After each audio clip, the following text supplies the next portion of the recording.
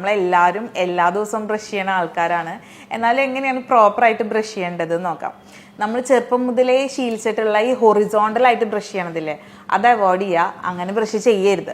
അങ്ങനെ ചെയ്യുകയാണെന്നുണ്ടെങ്കിൽ cervical abrasion, അങ്ങനെ ഓരോ പുളിപ്പും അങ്ങനത്തെ ഓരോ പ്രശ്നങ്ങളൊക്കെ വരും. അവിടുത്തെ ഇനാമൽ തേഞ്ഞ് പോയിട്ട് അങ്ങനെ ഹാർഡായിട്ട് ഹൊറിസോണ്ടലി ബ്രഷ് ചെയ്യാൻ പാടില്ല.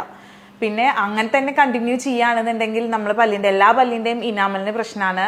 സൈഡ് മേലത്തെയും താഴത്തെയും ഈ നമ്മൾ കവിളിനോട് ചേർന്നിരിക്കുന്ന ഭാഗം ഉണ്ടല്ലോ, അവിടെ ഒരു വി ഷേപ്ഡ് നോച്ച് ക്രിയേറ്റ് ആയി അവിടെ ഭയങ്കര അധികം തേയ്മാനം കാണാറുണ്ട്. പിന്നെ അത് ഫില്ലിങ്ങിനും അല്ലെങ്കിൽ അവിടുന്ന് പല്ല് പൊട്ടിപ്പോകാനുള്ള സാധ്യതകളൊക്കെ ഭയങ്കര കൂടുതലാണ്. അപ്പം അങ്ങനെ ചെയ്യരുത്. ഇനി എങ്ങനെ ബ്രഷ് ചെയ്യാം? ഒരു റൗണ്ട് മോഷനിൽ സർക്കുലർ ആയിട്ട് വേണം നമ്മൾ ബ്രഷ് ചെയ്യാൻ. പിന്നെ 2 മിനിറ്റ്സ് ടൈം എടുത്ത് വളരെ സ്ലോലി സോഫ്റ്റ് ആയിട്ടുള്ള ബ്രിസൽസ് ഉള്ള ടൂത്ത് ബ്രഷ് കൊണ്ട് വേണം പല്ല് തേക്കാൻ. പിന്നെ പേസ്റ്റ് എല്ലാവർക്കും ഭയങ്കര കൺഫ്യൂഷനാണ്. നിങ്ങൾ ഇങ്ങനത്തെ പേസ്റ്റ് എടുക്കുകയാണെന്നുണ്ടെങ്കിൽ വളരെ ഒരു ചെറിയ എമൗണ്ട്, ഒരു പീ സൈസ് എമൗണ്ട് മാത്രം എടുക്കുക.